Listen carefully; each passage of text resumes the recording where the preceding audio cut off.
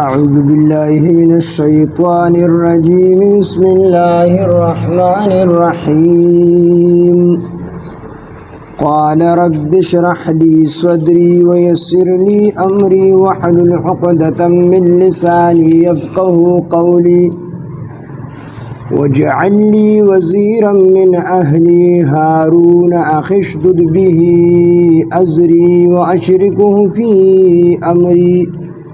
كي نسبحك كثيرا ونذكرك كثيرا إنك كنت بنا بصيرا قال قد أوتيت سؤلك يا موسى صدق الله العظيم رب اشرح لي صدري ويسر لي أمري واحلل عقدة من لساني يفقه قولي رب زدني علما سبحانك لا علم لنا إلا ما علمتنا إنك أنت العليم الحكيم سورة طه شپاڑسم سپارہ آیات نمبر 24 آیات نمبر 25 قال رب اشرح لي صدري حضرت موسیٰ علیہ السلام ته چې کله د کلام الهی شرف حاصل شو الله رب العزت سره هم کلام شو الله تعالی ور سره خبرې وکړي نو منصب نبوت او رسالت ورته ورکړي شو نو په خپل ذات باندې حضرت موسی علیه السلام بروسه اون کړله بلکې فورا الله تعالی طرف ته متوجه شو ځکه چې د دې منصب نبوت ذمہ داری موسی علیہ السلام زړه کې دا غنل چې دا زنشم پورا کولی په خپل وس او بس سره زنشم پورا کولی بلکې په دې کې به الله تعالی زما مدد کوي په دې ذمہ داری پورا کولو کې به الله تعالی زما مدد کوي او چې کوم تکلیفات او کوم مصیبتونه او مشکلات په ما باندې د نبوت توجه ناراضي نو الله تعالی به ما کې داغه برداشت ور اچي هغه به زه برداشت کوم خو په خپل طاقت سره نه بلکې الله تعالی نه پکې مدد غواړم چې الله تعالی هغه په ما باندې برداشت کړي د دې وجه نه حضرت موسی علیه السلام چې کله د نبوت ورکړې شو دغه نه وروسته حضرت موسی علیه السلام 15 دعاګانې کړې دي رومبنه دعا چې کوم دی دا کړې ده چې اشرح لي صدري الله تعالی زما سینه کولا وکړي سینه را لا کولا وکړي سینه را لا کولا وکړي دیتا چې زه د نبوت چې کوم علوم دي د پیغمبرۍ چې کوم علوم دي زما په سینه کې هغه طاقت پیدا کی چې دغه برداشت کی دغه علوم برداشت کی د نبوت تابوج برداشت کی او دویمه دا چې ماته د نبوت توجه نه خامخا تکلیفونه را رسی خلق په زما تکذیب کوي خلق په قسم خبرې کوي په ما پسې نو الله تعالی زما سینه کولو کې مطلب دا چې زه هغه خبره برداشت کما هغه برداشت را کې پیدا کی چې ما ته کو څوک ارسوي نو وی دي خو زه به ستاد رضا د لپاره برداشت کوم نو الله تعالی سینه را له کولا وکي نو کولا ودا چې زه د نبوت هغه بوج برداشت کوم د علوم نبوت هغه برداشت کوم او دویم دا چې خلک تکلیفونه را رسي نو چې زه شاته تکلیف په بدله کې تکلیف اون رسومه بلکې د تکلیف په ځای باندې زه په خپل ځان باندې بوج راواجو مو صبر نو دا دعا چې کوم نه د الله تعالی نه وغوښتل زګه پیغمبرانو باندې تکلیفونه خامخا راځي او د پیغمبرانو وروسته څومره اولیاء څومره الله ته نږدې دي دوره په د باندې تکلیف زیات راځي او خلک په قسم خبرې کوي څوک وی دا ډوډۍ خوړلې څوک په وی د کار ځان پټ کړي دي څوک په سوي خو دا ټولې خبرې به د الله د رضا لپاره برداشت کړي نو موسی علیه السلام نو بنه دعا دا وکړه چې اشرح لي صدري الله زما سینه کولا وکړي دویمه دعا دا وکړه چې ويسر لي امري الله تعالی دا کار چې کوم دی دا راته آسان کې ځکه د نبوت بوج او چتول دا د چا د وس کار نه دی خو الله ته راته آسان کې نو د دې وجنه یعنی زما کار زما د لپاره آسان کې چې کوم نبوت پیغمبري دی راکړی دا نو دا راته آسان کې ځکه چې یو کار اسانېدل یا ګرانېدل د دې نه دا معلومه شوله چې یو کار اسانېدل یا ګرانېدل دا د ظاهری تدبیر تابع نه دی بلکې چاته چې الله تعالی وغواړي یو ګران کار دا الله تعالی کستا آسان او چاته چې الله تعالی وغواړي یو آسان کار بوي او د الله تعالی ګران کی نو د دې وجه نه موسی علیه السلام دعا وکړه چې خدای پاک زما دا کار زما دپاره آسان کړي، دا کار راته آسان کړي. د دې وجې نه حدیث مبارک که چې کوم دي مسلمانانو ته د دې خبرې ترغیب راغلی دی چې تاسو د الله تعالی نه دا دعا ډېره زیاته غواړئ، په خپلو کارونو کې د الله تعالی نه دا دعا غواړئ: اللهم الطف بنا فی تیسیر کل عسیر فإن تیسیر کل عسیر علیک یسیر. اللهم اے اللہ تعالی، اللهم الطف اے اللہ تعالی مهربانیو کی بنا په ما باندې فی تیسیر کل عسیر،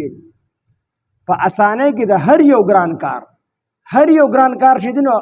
په ما باندې مهرباني وکړي، هغه ګران کار راته آسان کړي. فإن تیسیر کل عسیر،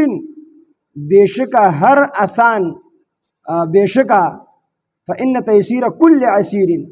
بېشکه آسانول د هر ګران کار علیک یسیرون پتا باندې آسان دي. نو الله تعالی ماته آسان کړي. نو یو کار ګرانېدل او اسانېدل د دې نه هم د الله تعالی دپاره الله تعالی نه د دې دپاره دعا غواړي چې تا ته یو مشکل کار دی، خو د الله تعالی په خزانو کې خو مشکلات نشته دي، هغې کې خو ناممکنات نشته دي. اگر چې دا ته د خلکو په ذهنونو کې یو کار ناممکن دی، ناممکن دی او مشکل دی، خو الله تعالی ته مشکلات نشته دي. الله تعالی په دربار کې لاس اوچت کړه، الله تعالی نه وغواړه د زړه د ویښ نه، نو دغه ګران کار به درته الله تعالی آسان کړي. نو دا دعاګانې حضرت موسی علیه السلام غوښتي. قال موسی علیه السلام او فرمایل: ربي اے رب زما اشرح پرانزی لی زما د پاره صدری زما سینا، یعنی زما سینا پرانزی د علوم د نبوت برداشت کولو د پاره او د خلکو د تکلیفونو برداشت کولو د پاره زما سینا پرانزی. ویسر لی او آسان کې زما د پاره امری زما دا کار کوم نبوت چې دې راکړی دی نو الله تعالی په دې کې زما مدد وکړي. واحلل او پرانزی عقدة غوټه من لسانی زما د ژبې څه دپاره یفقهوا قولی چې دوی پوه شي زما په خبره باندې. موسی علیه السلام دا دعا هم وکړله چې خدای زما د ژبې چې کومه غوټه ده دا غوټه پرانځي. مفسرین دلته لیکلي دي چې حضرت موسی علیه السلام لا ماشوم او د تربیت د فرعون په کور کې الله تعالی کړی دی، او دوم الله تعالی د خپل قدرت یو نشانی خولې د خلکو ته چې فرعون 70,000 یا 90,000 ماشومان د دې دپاره قتل کړي چې حضرت موسی علیه السلام پیدا نشي. الله تعالی وی زه به پیدا کوم او داسې به پیدا کوم چې ستا په دې کور کې به لوی. الله تعالی حضرت موسی علیه السلام پیدا کو او د فرعون په کور کې بیا رالوی کو. نو دې چې دا ماشوم نو د دې بیبي وا آسیا رضی الله عنها، دا د فرعون بیبي وا، د دې ماشومان نو چې کله دی ولیدو نو خاوند دی وی موږ خپل زوی جوړ کو. نو موسی علیه السلام خپل زوی جوړ کو. نو دې ماشوم داسې لبې کولې نو ویده د فرعون نه چې کوم دی دا ګیره راښکله یو ټکې ته وبس په دې مخ باندې، او بعضې روایتو کې دی چوړګی راواغسته چاړه او دې کبره یې راوله راپرېښوده. نو فرعون ډېر غصه شو، وی دا هغه ماشوم دی د کوم ماشوم د لاسه چې زما بادشاهي دړې وړې کېږي، د دې زه وژنم نه یې پرېږدم. اسیې بیبي ورته وایي دی خو ماشوم دی، دی خو نه پوهېږي، ده خو په ناخطایۍ باندې ستا دا ګیره عام طور هم واړه دی، د دې ګیرې سره سمه دښمني دا ګیرې سړي نه راکاږي. او بعضې ماشومان روان وي نو هغه سړی له سپېړه هم وویل کړي، نو هغه وایي دا په غلطۍ باندې چې کوم دی تا له سپېړه درکړې یا دله چاړه راپرېښوده، ده خو عقل نشته دی. موسی علیه السلام فرعون وایي چې نه دا اکه ماشوم دی. نو اسیه بیبي دې دواړو خبرې واړولې چې اخره کې دا فرعون وایي ورګه دته زه یو امتحان اخلم، امتحان اخلم کو دی په دغه امتحان کې پاس شو نو ستا خبره به ومنم دی به پرېږدم، کو دی په دې امتحان کې فیل شو بیا ستا خبره نه منم بیا به زه خپل کار. امتحان یې څنګه واغستو چې 2 لوښي راوړو، په یو لوښي کې سکروټې واچولې او په بل لوښي کې ملغلرې واچولې. نو د اسیه رضی الله عنها ته وی چې کو چېرې دې ماشوم دې ملغلرو ته لاس کو نو بیا به دې په عقل باندې او قصدن عمدن زما دا ګیره ماله به سپېړه راکړي او ماله به چوړکی راپرېښي، نو بیا د هغه ماشوم دی د کوم ماشوم د لاسه چې زما بادشاهي دړې وړې کېږي بیا دې زه وژنم. او که نه د دې ملغلرو ته سکروټو ته لاس کو نو ځکه چې دې ماشوم دی د سکروټې ډېرې ښایسته ماشومانانو ته په نظر راځي، نو دې د ښه او د بد بیا تمیز نشي کولی، دې بیا په ناپوهۍ باندې دا ګزار ته ماله راکړی دی نو بیا پرېږدم. نو یو لاس کې یو دغه کې ورته چې کوم دی سکروټې کېښودې لوښي کې، بل لوښي کې ورته ملغلرې کېښودې. او موسی علیه السلام یې بس ورپرېښود. نو موسی علیه السلام خو الله تعالی پیغمبر جوړه وروسته نو هغه کې خو عقل او شعور او هر څه د مخکې نه موجود و. موسی علیه السلام لاس وړو دکې ملغلرو ته جبریل علیه السلام وایي زه په دوو موقعو باندې ډېر زیات تیز تللی یم. یو چې کله یوسف علیه السلام کوی ته غورځو چې کوی ته ورګزار کو وي زه د اوو اسمانونو د پاسه الله ما ته حکم وکړو وی چې یوسف علیه السلام سو کوی ته رسېدو نو زه ورته د اسمانونو نه چې کوم دی را رسېدلی وم دی مې ونیسو په دې ګټه کې په ګټه باندې مې کوی کې کېل او بعضې روایت وایي چې دا ګټه ولې د جنت نه چې کوم دی راوړه خو به هر حال دومره تیز راغلی او دویم په دغه موقع چې حضرت موسی علیه السلام د ملغلرو ته لاس کو الله ماته ورشه نو زه د سترګې په رب کې دله ملغلرو ته لاس نو رسولی چې ما لاس راواغېست او سکروټه ته کړو نو موسی علیه السلام هغه سکروټه راواغېستله او هغه یې خولې ته کړه هغې سره یې ژبه مبارکه وسوځېدله. نو بیا چې فرعون بیبي آسیه رضی الله عنها فرعون ته وي ظالمه تا ته معلوم چې دا ماشوم دی دی نه پوهېږي په ناپوهۍ باندې تا له ګزار درکړی دی. نو فرعون وی ټیک ته دا ماشوم دی پرېښودو. نو د موسی علیه السلام په ژبه کې هغه تتوالی او هغه لکنت چې کوم دی بیا و نو د الله تعالی نه د هغه لکنت دعا کړې ده چې خدای پاکه زما د ژبې دا غوټه پرانیزي. دا پنځه وړه دعاګانې الله تعالی چې کوم دی قبول کړي دي او بعضې مفسرین لیکلي دي چې خیر دی لږ لږ دغه چې و دا تتوالی دا پکې وروسته ومو ځکه بل ځای قرآن مجید کې الله تعالی فرمایي چې الله تعالی ته موسی علیه السلام سوال وکړو چې دا هارون علیه السلام پیغمبر کا وهو افصح مني دې زمانه زیات فصیح دی زیات وضاحت کولی شي. نو بعضې مفسرین وایي چې موسی علیه السلام کومه دعا غوښتې وه چې خدای زما د ژبې نه دا لکنت لرې کړه چې دا خلک مې سره په خبره باندې پوه شي نو پوره دعا یې نه وه غوښتې نو د ژبې نه هغه لکنت لرې شو خلک یې په خبره باندې پوهېدل خو بیا هم لږ لږ تتوالی پکې پاتې شوي وو ځکه چې دعا داسې کړې وه چې صرف زما دا خلک په خبره پوه شي. نو د دې وجې نه موسی علیه السلام چې هو افصح مني دا هارون علیه السلام ما سره پیغمبر که دې زمانه زیات فصیح دی. نو دلته کې مفسرینو دا واقعه بیان کړله چې موسی علیه السلام د دغې لکنتو او د دغې تتوالي د لر کولو دپاره الله تعالی نه دعا کړې ده. نو الله تعالی وله هغه دعا هم قبول کړه پنځه وړه دعاګانې الله تعالی د موسی علیه السلام قبول کړي. وحلل او پرانزه عقدة غوټه من لساني زما د ژبې یفقهو قولي چې دی پوه شي زما په خبره باندې نه دا خلک زما په خبره باندې پوه شي. وجعل او وګرځئ لی زما دپاره وزیرا یو وزیر من اهلی زما د اهل نه وزیر دا بوټ اوچتونکي ته ویلی شي په لغت کې او وزیر هم د بادشاه بوټ اوچتي وزیر هم د بادشاه بوټ اوچتي. نو موسی علیه السلام سوال وکړو چې خدای پاکه مال یو ملګری نه کړي زه خو کمزور یم خپله کمزوري الله تعالی ته وښودل چې خدای زه خو کمزور یم نو مال یو ملګری راکړي چې زما سره د نبوت دا بوټ اوچت کړي. من اهلی زما د اهل نه وي د اهل نه د دې وجې نه ووې چې هارون علیه السلام خوی بوی ځکه رور یې و نو د دې دپاره نه چې زما رور دی دله مرتبه ورکړه بل چاله مه ورکوه خو ده ته خوی بوی معلوم و چې دا د مخکې نه ډېر ځکه پیغمبر چې الله تعالی څوک جوړي نو هغه کې هغه نښې د مخکې نه موجود وي دا مخکې نه چې کوم دی هم د ګناه نه پاک وي وروسته هم د ګناه نه پاک وي. نو دا خو الله تعالی هسې هم جوړو خو موسی علیه السلام سوال وکړو او الله تعالی هسې پیغمبر جوړو هارون علیه السلام خو موسی علیه السلام سوال وکړو نو سوال یې وکړو وجعل لي وګرځه زما دپاره وزیرا یو بوټ اوچتونکي من اهلي زما د اهل نه هارون یعنی هارون علیه السلام اخي چې زما رور دی یعنی زما دا رور زما سره بوټ اوچتونکي وګرځئ. اشدد به چې مضبوط کی به په ده سره ازري زما ملا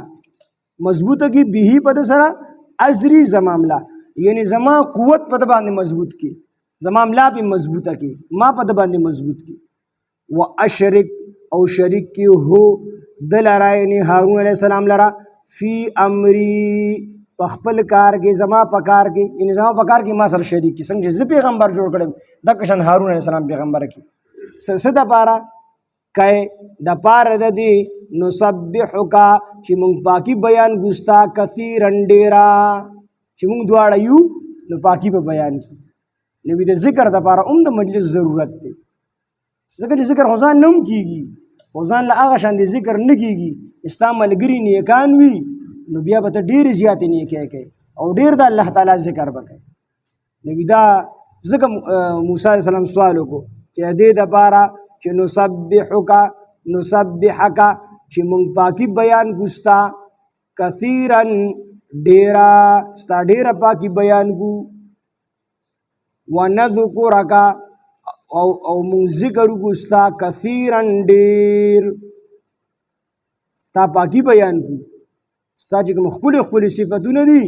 هغه بیان کو ونذکرک او مونږ ذکر وکړو کثیرا ونذکرک او مونږ ستا ذکر وکړو کثیرا ډیر انک کنت بیشکت بنا په مونږ باندې بصیرا خلیدونکي. قال الله تعالی او فرمایل قد اوتیتا په تحقیق سره تا ته درکړې شو پورا کړې شو تا ته درکړې شو سؤلک ستا سوال یا موسی اے موسی علیہ السلام یعنی ستا سوالونه تا ته درکړې شو مطلب ستا سوالونه قبول کړي شو. نو الله تعالی ستا سوالونه قبول کړل نو کمې خبرې چې حضرت موسی علیه السلام وغوښتلې الله تعالی هغه 15 واړه خبرې د الله موسی علیه السلام منظورې کړلې. قال الله تعالی فرمایل قد اوتیتا په تحقیق سره تا ته درکړې شو سؤلک ستا سوال یا موسی اے موسی علیه السلام.